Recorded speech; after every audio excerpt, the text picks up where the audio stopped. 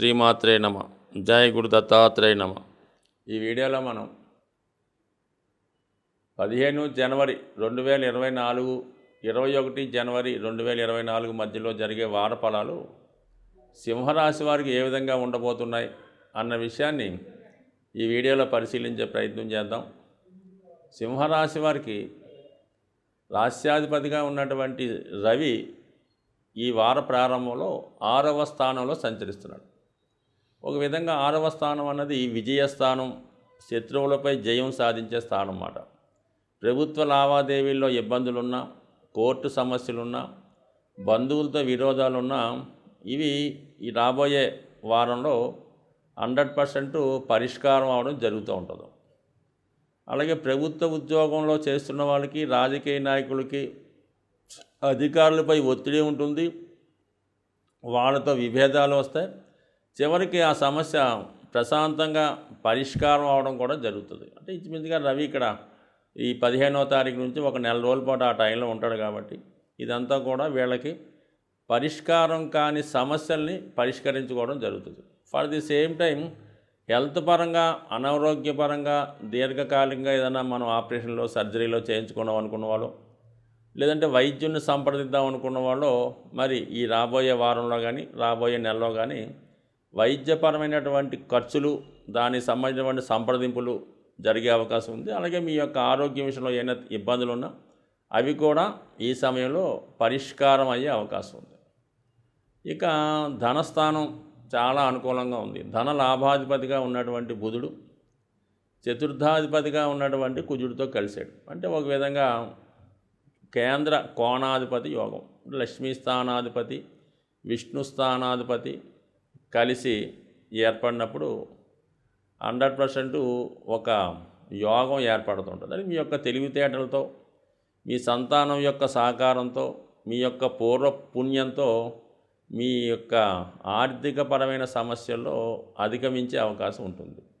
So అలాగే ఎలా ఉంటుందంటే ఇంకా వృత్తిపరంగా కూడా కొన్ని అనుకూలమైన మార్పులు రావడం జరుగుతుంది. పంచమ భావంలో వచ్చిన ప్రతి గ్రహం కూడా వృత్తి సంబంధించిన విషయాల్లో ఏదో ఒక మంచి కానీ చెడు కానీ తన యొక్క ప్రభావాన్ని చూపిస్తుంటుంది. అంటే దశమానికి అష్టమం కాబట్టి ఇక్కడ బుధుడు రావడం వల్ల ఆర్థిక పరంగా అనుకూలంగా ఉంటుంది. మరి కుజుడు సహజంగా ఈ రాశి వారికి భాగ్యాధిపతి కాబట్టి కొంతవరకు ఈ రెండు కూడా ఈ జాతకుడికి ఆర్థిక సంబంధించిన విషయాల్లో, వృత్తి సంబంధించిన విషయాల్లో అనుకూలత ఉండే అవకాశం ఉంది. కానీ దగ్గర బంధువులతో కానీ, మిత్రులతో కానీ, కొన్ని సందర్భాల్లో మీ సంతానంతో కానీ కొన్ని విభేదాలు వచ్చే అవకాశం ఉంటుంది. వాటిని పరిష్కరించుకునే ప్రయత్నం చేయడం మంచిది. ఇక మిగతా గ్రహాల స్థితి పరిశీలిస్తే చతుర్థ స్థానంలో శుక్రగ్రహం, దశమాధిపతి చతుర్థ స్థానంలో సంచరించినప్పుడు వృత్తిలో కంఫర్ట్స్ పెరుగుతూ ఉంటాయి. వృత్తిలో మీకు సౌకర్యాలు పెరుగుతూ ఉంటాయి. మీరు స్వతహాగా వ్యాపారస్తులైతే మీ వ్యాపార అవసరాల కొరకు ఏదైనా వాహనాన్ని కొనడం కానీ, లేదంటే మీ ఆఫీసుని అందంగా అలంకరించుకోవడం కానీ, లేదంటే దానికి ఏదైనా ఆధునికంగా చక్కగా రంగులు వేయించడం, దాన్ని బాగు చేయించడం, ఇలాంటి కార్యక్రమాలు చేస్తూ ఉంటారు. అంటే మీ యొక్క వృత్తి సంబంధించిన విషయాలు ఆధునీకరించడం కానీ, దాన్ని కొత్తగా తీర్చిదిద్దడం కానీ జరుగుతుంటుంది. మీ యొక్క వ్యాపారానికి కావాల్సినటువంటి వాహనాలు లాంటివి కూడా కొనే అవకాశం ఉంది. సో మొత్తం మీద ఏంటంటే ఈ రాశి వారికి 4, 5, 6 స్థానాల్లో గ్రహాలు చాలా అనుకూలంగా ఉండడం అనేది ఒక విధంగా ఒక యోగం. ఇక భాగ్యస్థానంలో ఉన్నటువంటి గురుగ్రహ సంచారం ఆటోమేటిక్గా మీ యొక్క అదృష్టం కలిసి వస్తుంది. మీరు చేస్తున్నటువంటి కార్యక్రమాలకి దైవ బలం అనుకూలిస్తుంది. ఎప్పుడైతే గురువు భాగ్యంలో ఉన్నాడో ఇక్కడ 9వ స్థానాన్ని, అలాగే రాశిని, లగ్నాన్ని, పంచమ స్థానాన్ని కూడా శుభపరచడం జరుగుతూ ఉంటుంది. అంటే మీ యొక్క దైనందిన జీవితంలో మార్పు వస్తుంది. మంచి నిర్ణయాలు తీసుకుంటారు. చెడు ఆలోచనలకు స్వస్తి చెప్తారు. మంచి ఆలోచనలతో మీలో ఉన్నటువంటి ఒక విధమైనటువంటి దైవం ఉట్టిపడే విధంగా మీ డ్రెస్ కోడ్ విధానంలో కానీ, మీరు ప్రవర్తించే తీరులో కానీ చాలా అనుకూలంగా ఉండే అవకాశం ఉంటుంది ఈ రాశి వారికి. సో టోటల్గా పరిశీలించినప్పుడు ఈ రాశి వారికి ఈ వారం గ్రహాల యొక్క అనుకూలత చాలా అనుకూలంగా ఉంది. అయితే అష్టమంలో ఉన్నటువంటి రాహు ప్రభావం వల్ల కొన్ని అనుకోని అవమానాలు, చేయని నేరానికి పనిష్మెంట్ రావడం, లేదంటే మిమ్మల్ని ఎవరన్నా నిందించడం, లేదంటే మీరు చేసినటువంటి చిన్న పొరపాటు పెద్దదిగా చిత్రీకరించి దాన్ని ప్రచారం చేయడం, మిమ్మల్ని అపకీర్తి పాలు చేసే ప్రయత్నాలు చేస్తుంటారు. ఇక శని కూడా రాశిని వీక్షించడం వల్ల అంటే స్వభావ సిద్ధంగా మీ యొక్క పనులు ఆలస్యం అవుతుంటాయి. శని ఎప్పుడూ కూడా ఏదన్నా ఒక విషయాన్ని తను ఉన్న భావాన్ని ఆలస్యం చేస్తాడు తప్ప ఇవ్వకుండా పోడు.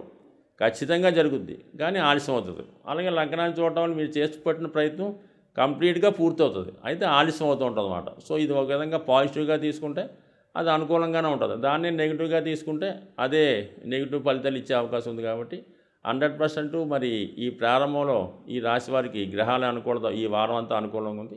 ఏదైనా రాబోయే సంక్రాంతి ఈ రాశి వారికి సక్సెస్ఫుల్గా ఆనందంగా సంతోషంగా గడుపుతారని ఆశిస్తూ, సాధారణంగా ఈ గ్రహాలు అంటే మనం మాస ఫలితాలు, వార ఫలితాలు, సంవత్సర ఫలితాలు చూసుకున్నప్పుడు గ్రహాలు ఒక రాశి నుంచి ఒక రాశికి మారుతున్నప్పుడు అవి సువర్ణమూర్తి, రజితమూర్తి, తామ్రమూర్తి, లోహమూర్తిగా వాటికి ప్రవేశించినప్పుడు వాటి స్థితిని బట్టి ఈ విధంగా అవి యాక్ట్ చేయడం జరుగుతుంటుంది.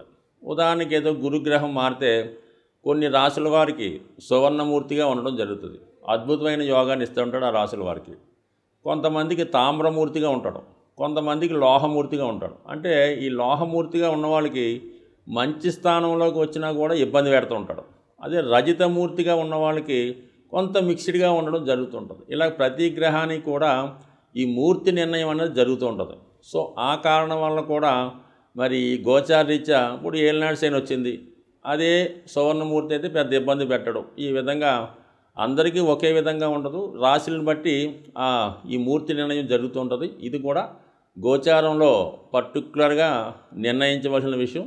అది వ్యక్తిగతంగా మీరు పర్సనల్గా ఎవరైనా జ్యోతిష్కుని చూపించుకున్నప్పుడు ఆ గ్రహం ఏ భావంలోకి వస్తుంది, అది ఏ మూర్తిగా నిర్ణయించడం జరిగింది అన్న విషయం మీదే ఆ ఫలితం ఆధారపడి ఉంటుంది. అలాగే గ్రహాలు మారినప్పుడు కూడా అష్టకవర్గు అని ఒకటి ఏర్పడుతుంటుంది. అంటే ఒక్కొక్క గ్రహం కొన్ని బిందువులు ఇస్తూ ఒక సామూహికంగా ఒక అష్టకవర్గు ఏర్పడుతుంటుంది. సో ఈ అష్టకవర్గులో విడివిడిగాను అష్టవర్గం ఉంటుంది, అన్నిటికీ కలిపి ఒక అష్టవర్గం ఉంటుంది. సుమారుగా శని మీ జాతకంలో ఒక 7 గ్రహాలు ఉన్న రాశి మీద, శని 7 బిందువులు ఇచ్చినటువంటి రాశి మీద సంచరించినప్పుడు అది ఏ భావమైన అద్భుతమైన ఫలితాలు ఇవ్వడం జరుగుతుంది.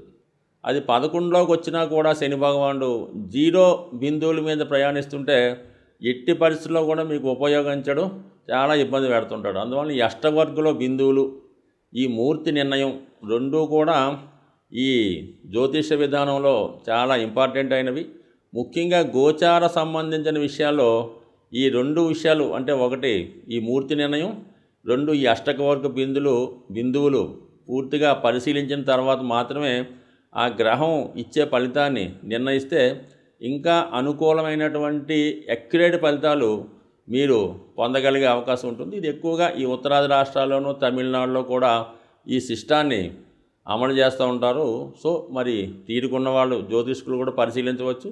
అలాగే జ్యోతిష అభిమానులు కూడా ఈ విషయాన్ని దృష్టిలో పెట్టుకొని మీరు జ్యోతిష్కుని సంప్రదించినప్పుడు ఈ విషయాన్ని కూడా తెలుసుకుంటే మీకు ప్రతి సంవత్సరం మీరు జన్మ జాతకంలో ఈ అష్టకవర్గు సీట్ ఒకటి ఉంటుందన్నమాట. రవికి ప్రత్యేకంగా, శనికి ప్రత్యేకంగా ఉంటుంది, అన్నీ కలిపి ఒకటి ఉంటుంది. అది తీసుకోవడం వల్ల మీకు మీరే రవి మారినప్పుడు ఎన్ని బిందువుల మీదకి వచ్చాడు, రవి 6 బిందువుల మీదకి వచ్చాడు, ఈ నెలంతా 100% బాగుంటుంది. రవి 4 బిందువులు వచ్చాడు, యావరేజ్గా ఉంటుంది. రవి 0 బిందువు మీదకి వచ్చాడు, చాలా దరిద్రంగా ఉంటుంది. సో ఈ విషయాన్ని కూడా మీరు గమనించి నిర్ణయించుకుంటే మీరు ఖచ్చితమైన ఫలితాలు పొందుతారు. జ్యోతిషం మీద నమ్మకం కూడా పెరిగే అవకాశం ఉంటుంది. స్వస్తి.